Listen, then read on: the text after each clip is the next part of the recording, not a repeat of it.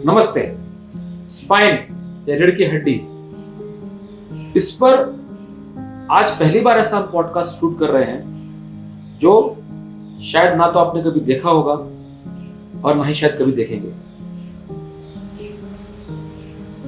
हमारे Vinayak spine hospital, जो महाराष्ट्र में अकेला स्पाइन हॉस्पिटल है, और ऊपर वाले के आशीर्वाद से यहाँ पर बहुत से स्पाइन के चमत्कार होते रहते हैं, ऐसा लोग कहते हैं, हम नहीं कह रहे। हमारे 4000 से ज्यादा वीडियो सोशल मीडिया प्लेटफॉर्म पे आज पोस्ट हैं जो लोगों का ज्ञान बढ़ा रहे हैं और मार्गदर्शन कर रहे हैं। लेकिन आज एक बहुत ही अलग पॉडकास्ट हम शूट कर रहे हैं। पहले भी हमने पॉडकास्ट शूट किए, तो ये बहुत अनोखा पॉडकास्ट है, अपने आप में चमत्कारिक बोल सकते हैं, क्योंकि आज हमारे साथ जो फैमिली बैठी है, कोहली फैमिली, वो स्पाइन का ट्रीटमेंट करा के, सर्जरी करा के पब्लिक का मार्गदर्शन करने के लिए बैठे हैं। और जब हमने उनसे ऑपरेशन के बाद बात की तो उनके पास बोलने का बहुत कुछ था, तो उन्हें इच्छा जाहिर करी कि ये सब बात वो पॉडकास्ट से बोलकर पूरे हिंदुस्तान के लोगों का मार्गदर्शन कर सकते हैं और एक अच्छी समाज सेवा कर सकते हैं। तो कहने की बात यह है कि हम ज्यादा टाइम ना खराब करके हम स्वागत करते हैं कोहली फैमिली का। ये प्यारी सी गुड़िया, इसका नाम है अंशिका कोहली, और उनकी मदर मोनिका कोहली।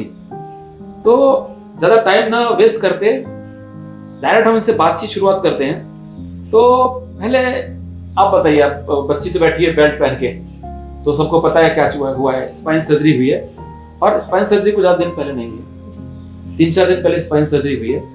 ऑपरेशन के तुरंत बाद घंटे भर में ये चलने फिरने लगी बिना किसी तकलीफ के। तो ओवरऑल मुझे डायरेक्ट इस चीज पे नहीं आना है, ना ही मुझे अपनी तारीफ करवानी है। मुझे ये पूछना है कि आप भोपाल से 800-900 किलोमीटर ट्रैवल करके वहां से यहाँ तक आए, पुणे महाराष्ट्र में, और मुझे पूरा पूछना है कि मतलब आप यहाँ तक कैसे आए, इसके पहले तकलीफ क्या थी, या बच्ची ने क्या क्या सहन किया उसके साथ। हम लोग कहते हैं जैसे बोलते हैं टाइम ट्रैवल मतलब होता है जैसे बहुत फिक्शनल लोग पिक्चर देखते हैं, टाइम ट्रैवल करते हैं, go to future, go to past. तो हम इसके अंदर भी टाइम ट्रैवल करने वाले हैं, यानी कि ये बताने वाले हैं कि इससे पहले ये एक दुख का प्रवास, मराठी प्रवास बोलते हैं ट्रैवलिंग, यानी कि जर्नी, इन्होंने एक दुख की जर्नी की है, और अब ये एक सुख की जर्नी, एक सुखद जर्नी कर रहे हैं, क्योंकि स्पाइन ट्रीटमेंट सक्सेस हो गई है इनकी। तो मैं ये कहानी सुनना चाहता हूँ, क्योंकि ऐसी कहानी पूरे हिंदुस्तान में बहुत से लोगों की है। बहुत से लोग बेचारे परेशान हैं और स्पाइन सर्जरी की ट्रीटमेंट के बारे में बहुत घबराते हैं। तो आप क्या कहना चाहेंगे मोनिका जी? आप पहले आप बोलिए। नमस्कार, मेरा नाम मोनिका कोहली, मैं भोपाल से आई हुई हूँ। और सर का नाम किसी भी ऐसा बोलेंगे कि मतलब एक मिसाल है महाराष्ट्र के लिए तो, लेकिन हम तक ये खबर बहुत देर में पहुंची। लेकिन हाँ, ये मतलब हम भगवान का इसमें शुक्रिया अदा करेंगे कि हम सही जगह पे आके रुके। डेस्टिनी कहाँ लेके जाती है इंसान को खुद नहीं पता होता है।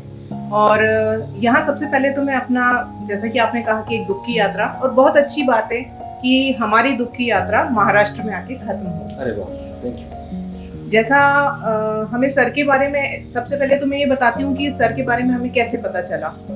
क्योंकि स्पाइन के कितने भी आप डॉक्टर्स का देखते हैं लिस्ट में, मैं ये सर को बोली हूँ कि कुछ ऐसा कीजिए कि जैसे स्पाइन डालें तो सर का नाम सबसे पहले आ जाए।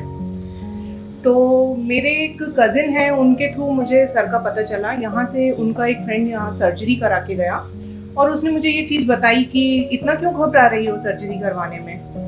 तो मैंने कहा नहीं, स्पाइन की सर्जरी बहुत खतरनाक होती है, तो ऐसे कैसे अपनी इतनी छोटी सी बच्ची को और इतनी ऐसे सर्जरी में डालूं। तो उसने बोला कि नहीं, मैं अपने फ्रेंड से बात कराता हूँ जो कि अविनीश सर से सर्जरी करा चुके थे और सक्सेसफुल आज से 2016 से वो अभी अपने पूरे डेली रूटीन के काम, गाड़ी चलाना, सब कुछ अच्छे से मैनेज कर रहे हैं। मतलब 2026 चल रही है जी, 10 साल पहले हमारे पास सर्जरी करी। शायद ऑपरेशन का नाम भी बताएंगे तो मुझे ध्यान भी नहीं होगा जी, क्योंकि ऑपरेशन कराने के बाद हम बार-बार बुलाते भी नहीं है। जी जी, धनंजय भाऊ हैं, ये चंद्रपुर से बिलोंग करते हैं। उनसे बात करने के बाद मेरे मन में बहुत ऐसा लगा कि हाँ, इस बंदे ने जो भी बताया है तो जैसा कि मैंने बताया कि सर का नाम मैंने नहीं सुना था, तो वहाँ से मुझे पता चला। फिर हमने गूगल पे सर्च किया, सर का बहुत ही अच्छा रेटिंग था। कुछ लोगों ने ऐसे मतलब बताया कि उसमें अपनी पूरी यात्रा बताई। फिर इंस्टा सब चीज़ों पे जाके देखा, थोड़े मन के अंदर आया। सर बराबर से बोल रहे थे कि 100% गारंटी के साथ हम इस सर्जरी को करते हैं। तो ये तो रही सर की और हमारी कि हमें सर कैसे मिले। अब मैं ये बताती हूँ कि हमारी यात्रा क्या रही इस बारे में। तो मेरी बेटी बेंगलोर में पढ़ाई कर रही थी और एक दिन शिफ्टिंग के दौरान उसने एक हैवी कार्टन उठाया जिसके अंदर काफ़ी सारी बुक्स थी, और मॉर्निंग में ही एकदम से उठने के बाद 5 मिनट के अंदर अंदर उसने हैवी वेट उठा लिया। बस वहीं से ही उसकी कमर दर्द स्टार्ट हो गया। तो पहले हमने फिजिशियन को दिखाया, उन्होंने पेन किलर्स वगैरह दिए, थोड़ा नॉर्मल हो गया। 1-2 महीने ऐसे बीतते रहे। ये थोड़ा सा अपना पोस्चर मतलब कंफर्टेबल होने के लिए हल्का सा बेंड हो गई, हल्का सा। अभी हमें समझ पाते उसके पहले ये वापस इसके कॉलेज स्टार्ट हो गए और ये बैंगलोर वापस चली गई। फिर ये उसका वहाँ पे थोड़ा सा इस तरह से चलता रहा। नवंबर में इसने ये बोला कि नहीं, ये दर्द मुझे अब असहनीय नहीं होता जा रहा है। वहाँ पे इसने एक MRI करवाई। MRI में ये आया कि L4 और L5 में इसका डिस्क जो है वो बल्ज हो चुका है। फिर इसको वापस से आना ही था भोपाल, तो हमने कहा ठीक है, दिसंबर की छुट्टियों में आओ और हम यहाँ पे अपना ट्रीटमेंट करवाते हैं। ऑपरेशन का डर आज हिंदुस्तान के हर घर में है, वैसे ही हम भी डरते थे ऑपरेशन के लिए। तो उसके बाद हमने इसको पंचकर्मा में थेरेपी करवाई वहाँ पर, और 8-10 दिन के बाद इसको फिर वापस कॉलेज जाना था। उन 10 दिनों में कुछ अंतर आया। कॉलेज की तरफ से एक प्रेशर ये बन रहा था, या तो आप इस साल पढ़ाई पूरी कर लीजिए या फिर आप क्विट कर लीजिए इस साल के लिए। अच्छा। तो फिर मेरी बच्ची ने अपना 100% इतनी हिम्मत दिखाई कि ऐसी हालत में भी वो पूरा रेगुलर इसने जो अटेंडेंस इसकी थी वो कंप्लीट करने के लिए इसने अपना 100% एफर्ट्स लगाए। तो कॉलेज में भी यूथ बच्चे जो रहते हैं वो इस कंडीशन को नहीं समझ सकते कि ये ऐसा मतलब कितना सहन करके जाती थी वहाँ पे। इसकी बहुत टफ यात्रा रही। अप्रैल में कॉलेज खत्म होने के बाद जब भोपाल आई तब तक और ज़्यादा प्रॉब्लम बढ़ चुका था। और इस बीच में हमने फरवरी मार्च में इसका वहाँ पे कॉलेज भी रहता था, साथ साथ फिजियोथेरेपी भी चलती रहती थी। फिर आने के बाद जो कि पंचकर्मा से थोड़ा सा भी फर्क स्टार्ट हुआ था, हमारा दिमाग फिर उसमें लगा रहा। फिर हम सर्जन से भी बीच में मिलते रहे। तो जब भी हम किसी भी सर्जन के पास जाते थे और बोलते थे कि मतलब इसके केस में क्या हो सकता है, तो वो बोलते थे कि देखिए आपको कभी ना कभी इसकी सर्जरी करानी ही पड़ेगी।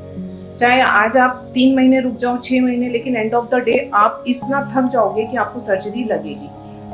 तो मैं यहाँ पे ये कहना चाहती हूँ कि जब डॉक्टर, अगर एक डॉक्टर ने बोला सर्जरी, ठीक है आप जाइए क्रॉस चेक कीजिए दूसरे के साथ में, लेकिन अगर 3 या 4 डॉक्टर सर्जरी बोल रहे हैं, इट मीन्स कि सर्जरी रिक्वायर्ड है।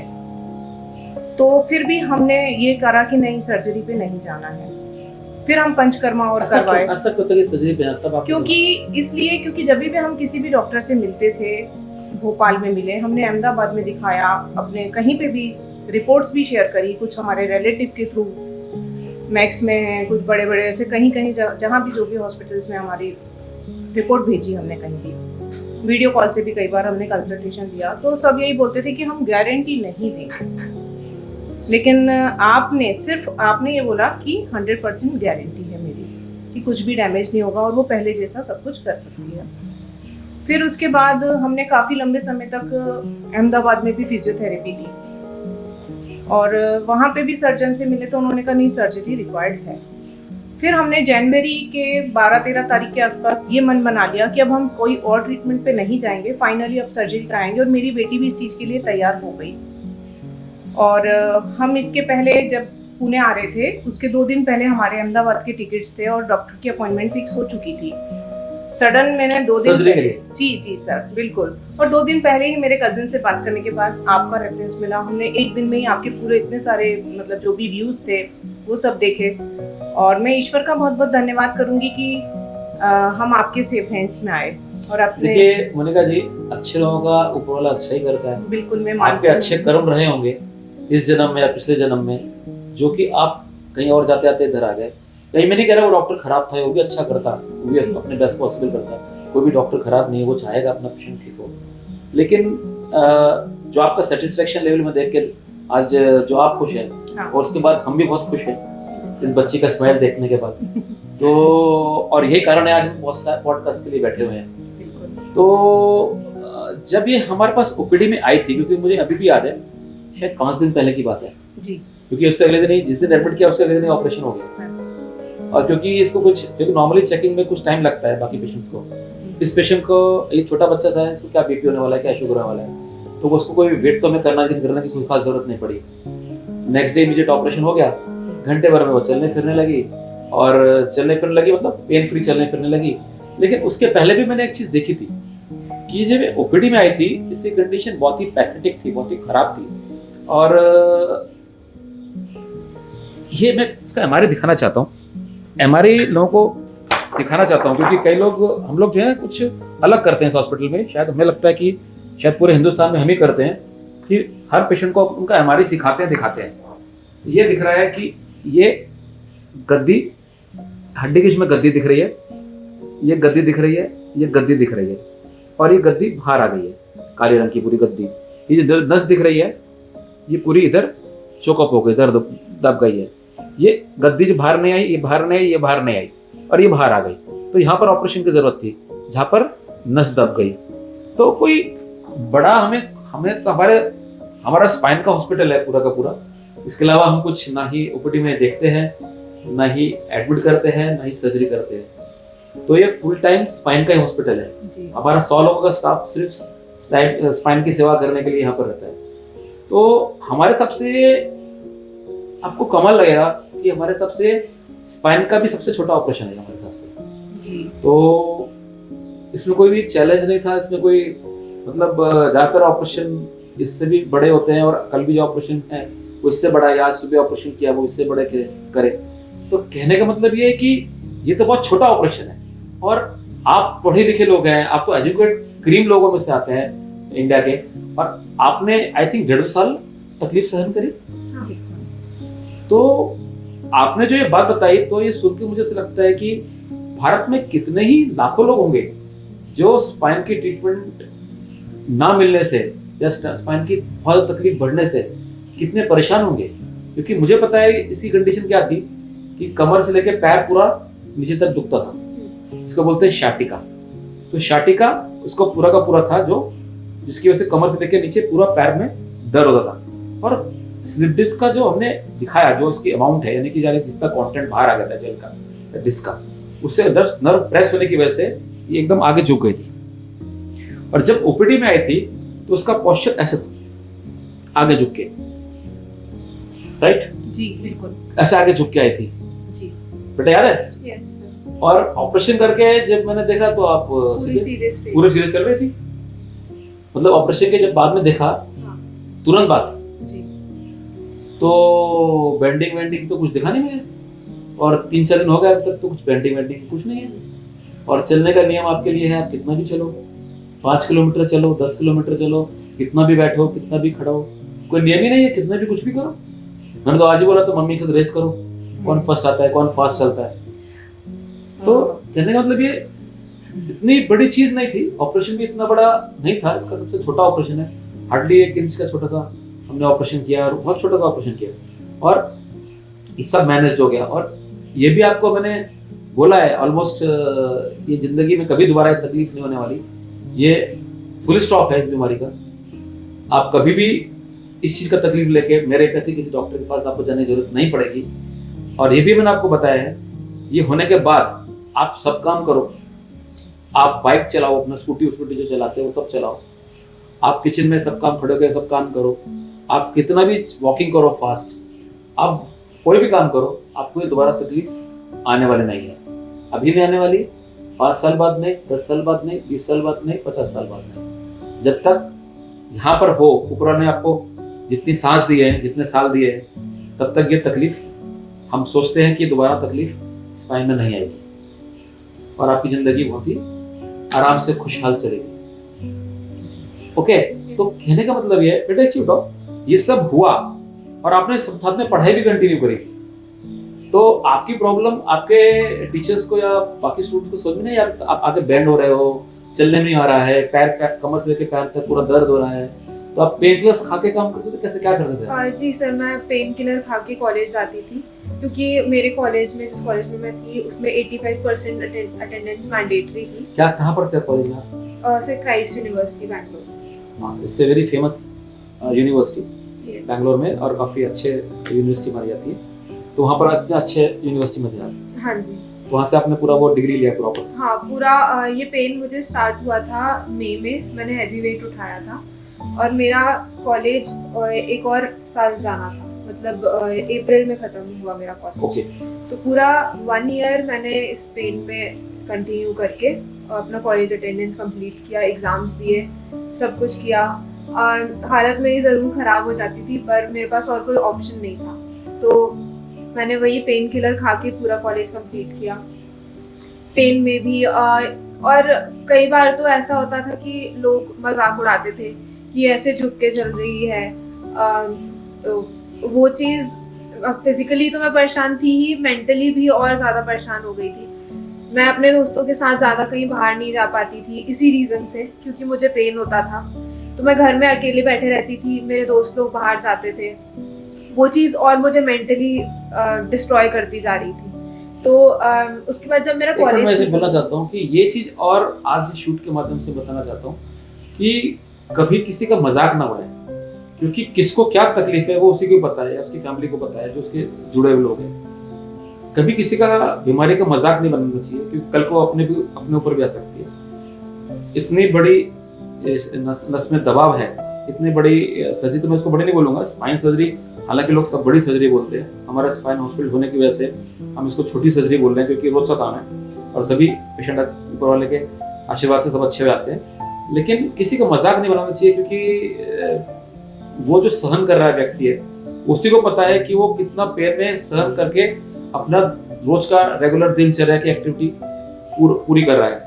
तो ये थोड़ा सा आज सोशल पॉडकास्ट की वजह से अगर लोगों को समझ में आ गया, किसी भी बीमार व्यक्ति का, या कोई लोगों को लगता है कि मजाक कर रहा है या कोई झूठ बोल रहा है या कोई बहाने बना रहा है, ऐसा नहीं होता है। ऐसे मैंने बहुत सारे पेशेंट देखे हैं जिनके ऊपर लोग अपना कमेंट डालते हैं और सब बोलते हैं। किसी का मजाक नहीं बनाना चाहिए, क्योंकि कल को अपनी परिस्थिति भी ऐसी निर्माण हो सकती है। आगे प्लीज कंटिन्यू, सॉरी। तो उसके बाद फिर मेरे एग्ज़ाम्स थे। एग्ज़ाम्स के बाद मेरी जब पूरा कॉलेज ख़त्म हो गया, फिर मैं घर आई अपने भोपाल। मैंने कॉलेज बैंगलोर से किया है। घर आने के बाद मैंने 7-8 महीने बेड रेस्ट किया, जो कि मुझे नहीं करना चाहिए था। इस सिचुएशन में बेड रेस्ट, हाँ जी, इस सिचुएशन में बेड रेस्ट। बेटा ऑपरेशन करके हमने आधे घंटे 1 घंटे में चलने लगे, आप बेड रेस्ट तो मतलब ही नहीं हमारे यहाँ। हमारे यहाँ बेड रेस्ट कोई लेते ही नहीं है। सर मुझे इतना पेन होता था, मैं बेड से उठ के वॉशरूम तक जाने में भी मुझे 10 बार सोचना पड़ता। ये अगली बात मैं बताना चाहता हूँ इस प्लेटफॉर्म पे, कि जिन लोगों को स्पाइन सर्जरी की जरूरत है वो बेड रेस्ट लेके या किसी इंजेक्शन लेके या कोई मेडिसिन दवाई लेके ठीक नहीं हो सकते। अगर सिंपल सी बात मैं उदाहरण देता हूँ, किसी को काटा चुभा और ऐसे हो गया, मतलब आपकी स्किन ऐसे हो गई। सिमिलरली जो अभी गद्दी सर की और स्पाइनल कॉर्ड या नस ऐसे हो गई, तो जैसे वहाँ कांटा निकालना जरूरी होता है, वैसे यहाँ पर गद्दी जगह में बैठाना जरूरी होती है और नस को सीधा करना जरूरी होता है। जब तक आप प्रैक्टिकली उसको ठीक नहीं करेंगे, तब तक आप टेम्पररी कितनी मेडिसिन ले लें, वो पेन किलर टेम्पररी आपको 4 घंटे 6 घंटे 8 घंटे आराम कर सकता है, लेकिन ये स्पाइन में का जो नस में जो दबाव आ गया है वो कम नहीं हो सकता। वो फिजिकली आपको करना ही पड़ेगा डॉक्टर की मदद से। और ये अब नस इसकी अंशिका की पूरी सीधी है तो पेन फ्री है, सीधी हो गई पूरी, झुकना बंद हो गया है। कई लोग पेशेंट आते हैं राइट साइड झुक गए, कई लेफ्ट साइड झुक गए, कई आगे झुक गए। इस हफ्ते में ऐसे बहुत सारे पेशेंट थे जो डिफरेंट दिशा में, डायरेक्शन में झुक गए थे नस के दबाव के से, और सब सीधे हो गए। तो कहने का मतलब ये है कि ऑपरेशन करके रिकवरी में टाइम नहीं लगता, लेकिन लोगों को डिसाइड करने में बहुत टाइम लग जाता है कि ऑपरेशन करना है। शायद बहुत सारे ऑपरेशन हिंदुस्तान में फेल हो चुके होंगे या आदमी डर है, उसका कारण मुझे बहुत ज्यादा नहीं पता, तो डरते हैं लोग स्पाइन सर्जरी के ऊपर इतना। लेकिन ये भी पक्का है सभी को स्पाइन सर्जरी की जरूरत नहीं लगती। ज्यादातर पेशेंट बिना सर्जरी के ठीक हो जाते हैं हमारे, लेकिन जिसको सर्जरी की जरूरत है वो फिर बिना सर्जरी के ठीक नहीं हो सकते। वो पूरा करते, गोली खा के वो बेड रेस्ट ले लेके अपनी जिंदगी की गुजारते रहते हैं, और वो आगे चल के वो बहुत परेशान हो जाते हैं या पैरालाइज हो जाते हैं। कई लोग ऐसे हैं जो पैरालाइज हो चुके हैं। आज भी मैंने ओपीडी में पेशेंट देखा जिसकी पैर की मूवमेंट चली गई और यूरिन स्लो कंट्रोल चला गया, मतलब टॉयलेट उसके कंट्रोल में नहीं है, 5-5 दिन से टॉयलेट नहीं होती है, यूरिन उसको मालूम नहीं पड़ती है, बैग में यूरिन कर रहा है कैथेटर डाल के, नली डाल के, लेकिन स्पाइन सर्जरी नहीं करानी है। मतलब 3 साल से जगह पे बैठा हुआ है, चल नहीं पा रहा है, और नस दबाव की वजह से नस टूट रही है, कुछ टूट भी गई है और आगे और टूटने वाली है, लेकिन स्पाइन के डर की वजह से वो सर्जरी नहीं करा रहा है। पेशेंट कुछ हो जाएगा इससे पैरालाइज हो रहा है, 3 साल से जगह पे बैठा है, जिंदगी नहीं जी रहा है, उसकी वजह से पूरा परिवार जिंदगी नहीं जी रहा है। तो ये बहुत ही एक दुखद क्या कहते हैं न्यूज या दुखद उसको क्या बोलते हैं, एक हमें सुनने को मिलता है, कानों में पड़ता है कि ये हमारे हस्बैंड है, ये लेटा हुआ है, ये हमारी वाइफ है, ये चली रही है, ये हमारे फादर है, मदर है। तो ये हम चाहते हैं कि ये आज पॉडकास्ट के माध्यम से पूरा हिंदुस्तान और पूरा दुनिया जाने कि स्पाइन सर्जरी में अब कुछ भी डरने का रह नहीं गया है। लोगों को अपना मन पक्का करना चाहिए आज के पॉडकास्ट के बाद, और कम से कम अप्रोच तो करना चाहिए अपने स्पाइन स्पेशलिस्ट के बाद। हम ये नहीं कहते हमारे पास ही आप आइए, आप किसी स्पाइन सुपर स्पेशलिस्ट के पास जाइए, आप उनसे मिलिए, उनसे बात कीजिए। और आपके माध्यम से मैं ये बताना चाह रहा हूँ, ऑर्थोपेडिक स्पाइन और टोटल स्पाइन ये दोनों डिफरेंट चीज है। जो न्यूरो सर्जन्स हैं वो न्यूरो स्पाइन भी करते हैं, और जो ऑर्थोपेडिक्स है वो ज्यादातर स्पाइन नहीं करते हैं। लेकिन हिंदुस्तान में क्या होता है, हम लोग हाथ लगाते हैं पीछे रीढ़ की हड्डी, कड़क भाग है, तो हड्डी डॉक्टर को जाकर दिखा के स्पाइन की ट्रीटमेंट करने की कोशिश करते हैं। 99% ये लोग करते हैं, सभी लोग करते हैं। मतलब आप बिलीव नहीं करेंगे, अच्छे डॉक्टर्स, गायनिकोलॉजिस्ट अपनी मदर का ट्रीटमेंट, जिनको स्पाइन का प्रॉब्लम है, पहले ऑर्थोपेडिक से बताते हैं। बहुत सालों को मालूम पड़ता है कि स्पाइन के भी कुछ उससे भी ऊपर डिग्री लेकर सुपर स्पेशलिस्ट होते हैं। तो ये बहुत बड़ा एक लैकुना है, मतलब बहुत बड़ा गैप है जो हमें आज ब्रिज करना है, हमें कम करना है इस पॉडकास्ट के माध्यम से, जिससे दुनिया को ये मालूम पड़े कि स्पाइन कोई डरने वाली बात नहीं है, ये अच्छी बात है। स्पाइन बीमारी होना अच्छी बात है। 1 घंटे में पेशेंट ठीक होता है। और बीमारी में, चाहे वो हर्निया हो, चाहे अपेंडिक्स हो, शायद इतना ही टाइम जैसे ज़्यादा टाइम लगता है ठीक होने में। तो एक नॉर्मल यूजुअल ट्रीटमेंट है, और जो कि हमने ऐसा करा कि हमने बहुत बड़ा सर्जरी करी, आप हमें बहुत थैंक यू बोलो या कुछ करो। रीजन फॉर दैट इज क्योंकि ये बहुत छोटा ऑपरेशन है। You should thank God for sending you here, that's why मैं तो आपको बोल रहा हूँ कि आप मेरे को हमें थैंक यू भी ना बोले। लेकिन ये दुख पूरे भारत से या ये पूरे संसार से कम कैसे होगा? कम से कम इस पॉडकास्ट के जरिए कुछ तो कम हो जाएगा। ये सोच के मैं पॉडकास्ट खत्म करता हूँ, और आखिरी में कुछ आपको बोलना है तो आप बोलिए कुछ। सर, बस मैं आखिरी में ये बोलना चाहती हूँ कि जैसे कि हमारा मूलाधार चक्र जहाँ पे हमारा स्पाइन है, तो ये वही वाली बात है कि जब एक बड़ी समस्या जन्म लेती है तो उसके साथ इतनी अनगिनत समस्याएं जुड़ जाती हैं, जो कि हमारे केस में हुआ। अगर शायद हमारे भारत में अवेयरनेस आ जाए, मैं इस पॉडकास्ट के माध्यम से चाहूंगी कि सब अवेयर हो जाएं। समस्या को जितनी पहले ही अगर खत्म कर दिया जाए तो उसकी जो शाखाएं बनी, जैसे कि इनके साथ में ऐसा रहा कि पहले फिजिकल मतलब अपना एक तरीके से दिक्कत आई, फिर उसके बाद धीरे धीरे वो मानसिक दबाव में कन्वर्ट होती चली गई, सोचना समझना हर समय अपनी समस्या पे, उसके साथ फैमिली भी पूरे टाइम इसको सोच रही है। और दूसरा, लोगों को कुछ पता नहीं रहता है, लेकिन ज्ञान वैसे अपने लिए तो जो है, लेकिन दूसरे को देने में वो महारत हासिल करते हैं। जैसे हम भी आज कभी भी हमारी बेटी का अरे कभी ऑपरेशन नहीं कराना, कभी, फिर हमारे एक दिन कान में ये बात पड़ती थी सर्जन से मिलके नहीं करानी पड़ेगी, फिर आसपास के लोगों को सुन के कि नहीं कभी नहीं करानी चाहिए, कभी नहीं करानी चाहिए, उसमें हम इतना लेट हो गए। और दूसरा, जिसको भी किसी को ये प्रॉब्लम है, स्टार्टिंग में ही समय व्यर्थ ना करते हुए 2-3 डॉक्टर से कंसल्ट कीजिए। अगर आपकी बात पक्की हो जाती है कि सर्जरी होनी है तो please go for surgery. And जैसा कि मतलब मेरी एक फ्रेंड अभी मेरे रेफरेंस से ही, मैं सर का प्रमोशन नहीं, मतलब एक्चुअल वो बहुत पीड़ा में है, 6-7 साल से सिर्फ अपनी सर्जरी को डिले कर रही है कि सर्जरी नहीं करानी चाहिए। उसको भी यही सेम प्रॉब्लम हुआ, कमर दर्द से लेके आज उसकी ये हालत है कि उसका शोल्डर और ये जो अपना पूरा हाथ है एक साइड का, सोने में उसका मतलब सेंसेशन जा रहा है।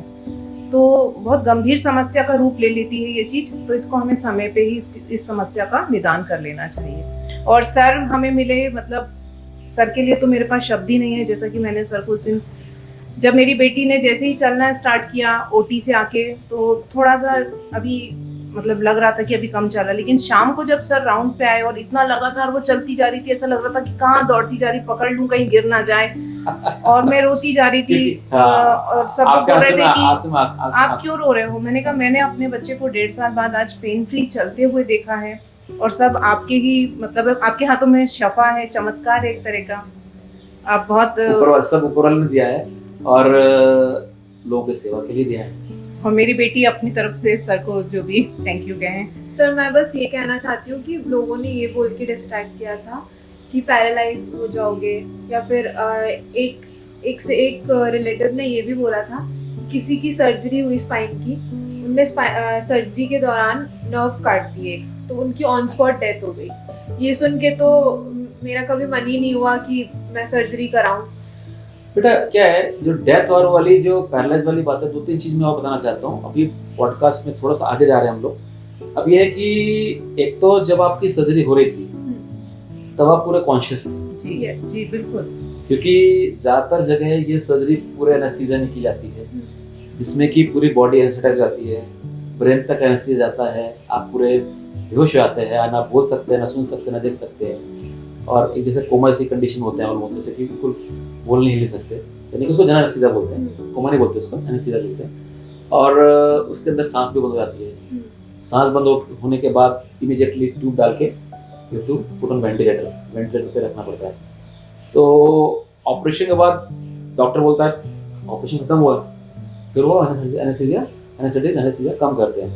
एनेस्थीसिया वो उसमें क्या होता है कि थोड़ा बहुत तो रिस्क रहता है, एनेस्थीसिया थोड़ा कम ज़्यादा हो गया तो रिस्क कभी कभी हो सकता है। लेकिन आपकी सर्जरी में कोई प्रॉब्लम इसलिए नहीं आया क्योंकि हमारे पास सर्जरी का टेक्निक है या हमारे एनेस्थेटिस्ट इतने अच्छे हैं कि वो एक इंजेक्शन से पीछे एनेस्थेटाइज कर देते हैं। आपको पता था कि आपको इंजेक्शन दिया पीछे और पूरा एरिया नम हो गया था, तो उससे क्या हुआ कि आप पूरे कॉन्शियस थे, हम आपसे बात कर रहे थे और सर्जरी हो रही थी। और इतना ही नहीं, ऑपरेशन के दौरान वीडियो कॉल भी आपने वीडियो कॉल मम्मी से भी किया। आप पेट के बल लेटे थे, सर्जरी में कर रहा था, आपको दर्द भी नहीं हो रहा था और आप मम्मी से कंफर्टेबल बात कर रहे थे कि आपको कोई दर्द नहीं हो रहा है जी सर।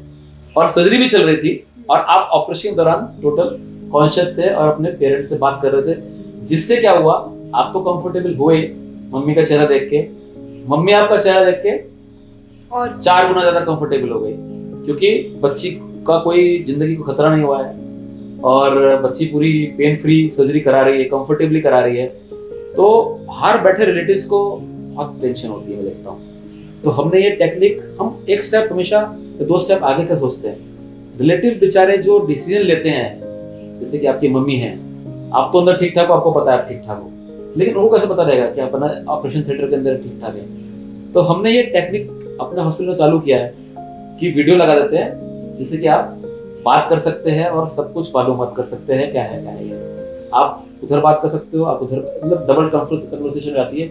और जिसमें कि जैसे आपने बोला जीप दिखाओ तो इमीडिएटली जीप दिखेगी, वीडियो कॉल चल रहा है जी। तो आपको पूरा कॉन्फिडेंस रहता है कि आपके संपर्क में आपकी बच्ची है, इसको कुछ हो नहीं सकता। हाँ। और फिर आपको दिखाते हैं, हम बीपी वगैरह दिखाते हैं, पल्स सब दिखाते हैं, जिससे आपको टेंशन, देखो बीपी आप बिल्कुल आपको दिखाया बीपी वगैरह सब ठीक है, पल्स ऑक्सीजन सैचुरेशन वगैरह सब ठीक है, सबको आपको दिखाया। पूरा ऑपरेशन थिएटर का हमने वातावरण दिखाया, कितना बड़ा ऑपरेशन थिएटर है, सब कुछ फैसिलिटी वगैरह। तो एटलीस्ट क्या होता है कि घर वाले भी जो बाहर बेचारे बैठे रहते हैं वो भी बेचारे परेशान होते हैं, सिर्फ पेशेंट नहीं, घर वाले परेशान होते हैं। तो जो वीडियो कॉल करने का कारण वही था कि रिलेटिव भी ठीक रहे, खुश रहे, आपका भी टेंशन से बीपी ना बढ़े, क्योंकि आपने घर वालों का चेहरा देख लिया तो आपका बीपी शूट होगा नहीं, बीपी शूट नहीं होगा तो ब्लीडिंग भी कम होगी।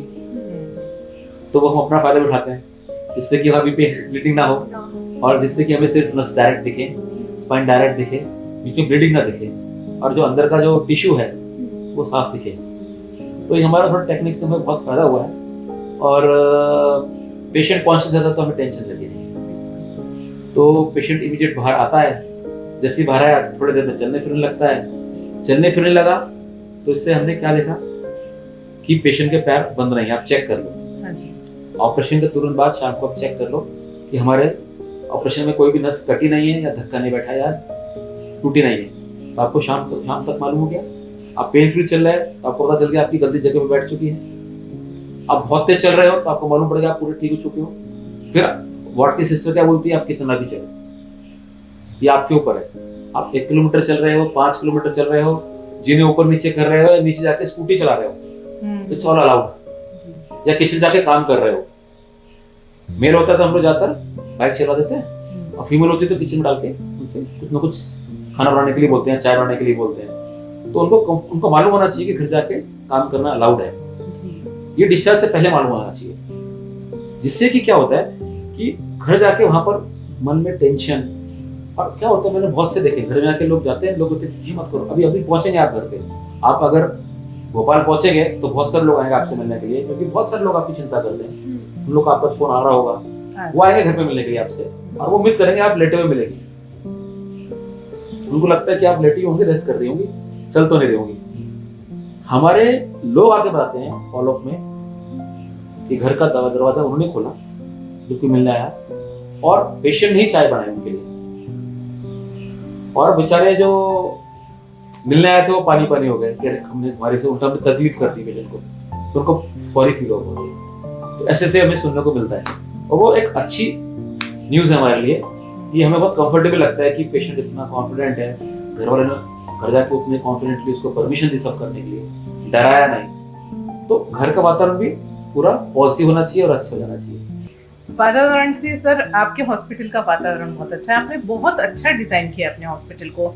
कई हॉस्पिटल्स में ऐसा होता है कि मतलब कोई कमरा होता है जिसमें घुटन फील हो रही है, या हमको अपना कोई भी सिस्टर को बुलाना है या कुछ भी, लेकिन आपने इतना अच्छा डिजाइन किया है, चारों तरफ से पूरे कमरे हैं, लोग एक दूसरे को देख रहे हैं बराबर से, तो उसमें ना ऐसा नहीं लगता कि हम अकेले हैं यहाँ पर, और बहुत ही अच्छा फ्लो है। वो पूरा बहुत अच्छा डिजाइन पूरा किया है। हॉस्पिटल पूरा वास्तु के हिसाब से बनाया है। बिल्कुल। एक एक चीज वास्तु कंसल्टेंट जो हमारे एक्सपर्ट है, वो वास्तु कंसल्टेंट जो हमारे हैं वो प्रोफेशनल नहीं है, वो भी एक महाराज पंडित हैं। जी जी। तो श्री श्री रविशंकर के टीम के हैं, ओके। पुणे को हेड करते हैं वो, उन्होंने आके सब डिजाइन किया है। तो वो आए थे, उन्होंने पहले कहा ये लैंड छोड़ने वाली नहीं है। आप यहाँ पर गायका कहते हैं जो गौशाला थी यहाँ पर 50 साल। अरे वाह, बहुत ही अच्छी बात। तो यहाँ पर ही हॉस्पिटल बनाया गया है।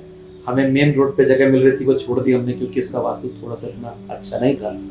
तो यहाँ का पाइप्स बहुत अच्छा है यहाँ पर। और आपकी टीम भी बहुत ही बढ़िया है, मतलब हमारी टीम बहुत अच्छी है, हमें मानते टीम हैं। अच्छी है, टीम में सभी को सब कुछ पता रहता है, जी। उठने लेटने के टेक्निक से लेकर सब कुछ पता रहता है। इसका कारण क्या है मोनिका जी? सारे के सारे पेशेंट स्पाइन के हैं जी। जो आने वाले हैं, दिखाने वाले, ओपीडी में एडमिट होने वाले, ट्रीटमेंट करने वाले, सब स्पाइन के पेशेंट हैं। तो स्टाफ को रोज वही पेशेंट देखना है, वही देख देख के आदत पड़ गई है, उसी में देख देख के लोग आगे एक्सपर्ट हो चुके हैं। सभी को हमारी देखना आता है, स्टाफ को, रिसेप्शनिस्ट तक सबको हमारे मालूम है उसमें कहाँ पर स्लिप डिस्क है। जब आप किसी रिसेप्शनिस्ट से उम्मीद नहीं करते हैं वो हमारी देख के बताए कहाँ पर स्लिप डिस्क है। अगर मेरे को ओपीडी में लेट हो गया तो रिसेप्शनिस्ट अब जहाँ पे सब बैठे हुए सब डॉक्टर है, सबको तो बहुत हाई लेवल का हमारी मालूम है, वो सर्जरी लगने वाली या नहीं लगने वाली यहाँ तक बता सकते हैं। लेकिन मुझे देखना पड़ता है इसलिए क्योंकि मेरे को बोले बिना हम लोग कॉन्फिडेंट नहीं हो गया, क्वेश्चन में तो पूछे बिना कंफर्टेबल नहीं हो गया, इसलिए मुझे ओपीडी करनी पड़ती है। तो कभी कभी मुझे लगता है मुझे ओपीडी करने की जरूरत भी नहीं है, क्योंकि मेरे एक्सपर्ट इतने लोग बैठे हुए हैं बताने के लिए कि मेरी जरूरत भी नहीं पड़ती है। मुझे आगे बताया सर इसमें स्पाइन सही लगी, हाँ लगेगी, इसमें नहीं लगेगी, हाँ नहीं लगेगी, तो उन लोग को भी पता होता है। लेकिन अल्टीमेटली पेशेंट और रिलेटिव का सेटिस्फेक्शन डॉक्टर से मिला बिना नहीं होता, ये हमें पहले से पता है, इसलिए सिर्फ मैं ओपीडी करता हूँ। मेरी जरूरत ऑपरेशन थिएटर के अंदर है, वहां गलती नहीं होनी चाहिए। वहां पर मैं सोचा टाइप उदाहरण गुजारना चाहता हूँ, क्योंकि वो एक चांस है, वो चांस पेशेंट के लिए पहला और आखिरी चांस है, तो वो गड़बड़ नहीं होना चाहिए। और ऐसा भी नहीं है कि ऑपरेशन कहीं फेल हो गया या नहीं हुआ, प्रोफाइल ठीक दोबारा नहीं हो सकता। हाँ, अगर नस कटी हुई नहीं है और पेशेंट के पैर हिल रहे हैं या चल नहीं पा रहा है, बैठा हुआ या कम चल पा रहा है या कुछ प्रॉब्लम है, तो वो सब भी ठीक लाते हैं।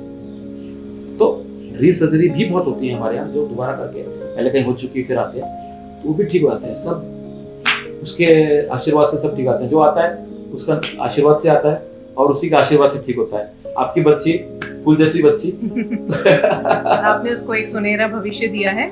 और आपकी एक खास बात मुझे ये लगी कि सभी डॉक्टर्स ठीक है ट्रीटमेंट कर रहे हैं दवाओं से ही, लेकिन आपने जो एक हमारे साथ में सवाशन जोड़ा है, ध्यान, मतलब अपना Meditation. जी जी, मतलब ऐसा तो ये संगम इतना अच्छा बनाया है, उसमें आपका पेशेंट पहले से कंफर्टेबल रहता है और बाद में भी उसकी ब्रीदिंग एक्सरसाइज की वजह से मतलब वो अपने आप को इस ऑपरेशन के बाद कंट्रोल लेवल में आसानी से रख सकता है। हम लोग मेडिटेशन क्यों सिखाते हैं? 2-3 कारण सिखाते हैं। एक तो मेंटली बहुत स्ट्रांग हो जाता है सारे पेशेंट्स, क्योंकि स्पाइन सर्जरी के या कोई भी सर्जरी बोलो, पेशेंट थोड़ा टेंशन में तो होता ही है। वो टेंशन ना रहे ऑपरेशन से पहले, ऑपरेशन के दौरान और ऑपरेशन के बाद, उसके लिए मेडिटेशन हम लोग सिखाते हैं, सभी को सिखाते हैं और करवा के लेते हैं। क्योंकि उससे क्या होता है, हमने देखा है जो हम ऑपरेशन के बाद हेवी पेन किलर्स देते हैं उसकी अमाउंट या उसकी डोज कम हो गई है, और हम वो देने के बाद हम देखते हैं पेशेंट बहुत जल्दी रिकवर करता है और जल्दी घर जाता है। हॉस्पिटल स्टे से कम हो जाता है, उसका खर्च कम आता है, हॉस्पिटल में रुकना भी कम होता है और मेडिसिन का भी खर्च कम आता है। जब हम मेडिटेशन जो पेशेंट नहीं करता है उसको पेन किलर ज़्यादा हायर देना पड़ता है, और फिर उसको खर्च तो अलग बात है, उसकी एसिडिटी वगैरह बहुत बढ़ जाती है, तो उसको खाना वाना नहीं जाता, उसको वॉमिटिंग्स वगैरह, नौशिया वगैरह बहुत होते हैं। तो हम चाहते हैं कि कम से कम मेडिसिन देके उसको जल्दी से डिस्चार्ज करके उसको उसकी फैमिली के पास घर में जल्दी से भेज दे, और जिससे क्या होता है कम से कम वो खुश रहेगा तो पूरा घर खुश रहेगा, उसका घर खुश रहेगा तो राज्य खुश रहेगा, राज्य खुश रहेगा तो देश खुश हो जाएगा। तो हमारी कोशिश रहती है कि पूरा हिंदुस्तान खुश रहे और एक दूसरे का अच्छे से मार्गदर्शन करते रहे। हमारे साथ बैठने के लिए बहुत बहुत धन्यवाद, और ये पॉडकास्ट बहुत दूर तक जाएगा, ये आशा करता हूँ, और पूरे हिंदुस्तान का मार्गदर्शन करेगा और करता रहेगा।